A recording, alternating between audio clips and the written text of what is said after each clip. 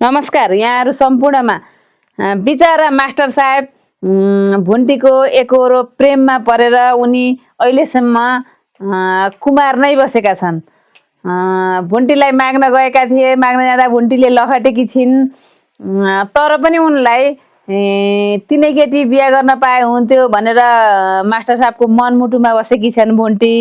र उनले अर्को बिहा गरिसकिन् भन्ने उनले थाहा पाए पनि उनले एकहोरो प्रेममा भने परिरहेका छन्। उनलाई कस्तो होला, उनलाई उनको बुढालाई भेटेर अथवा कुनै न कुनै कारणबाट उनलाई सपोर्ट गर्न पाए दुःख रहेछ कि पीडा रहेछ कि उनका बुढाले भारी बोक्ने काम गर्दा रहेछन् भनेर उनले भनिरहेका छन्।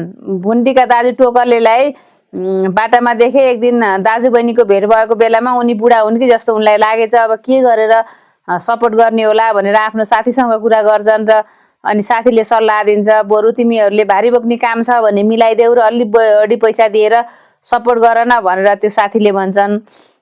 एकचोटि देखेको मान्छे उनलाई देखेकै आधारमा मन परेर भुन्टीलाई मैले कसरी सपोर्ट गर्ने होला र कहाँ देख्न पाएर चित्त बुझाउने होला भनेर भुन्टीको माया प्रेम एकहोरोमा परेर उनले बिहे नै नगरिकन बसेका छन्। अझै पनि उनलाई दुःख छ कि कहीँ मैले केही गरेर सपोर्ट गर्न सक्छु कि उनको पिरमर्कामा मलम लगाउन सक्छु कि भनेर उनले सोचिरहेका छन्। यस्तो प्रेमीलाई हजुरहरूले के भन्न चाहनुहुन्छ कमेन्ट गर्नुहोस् है। हस्, धन्यवाद, नमस्कार।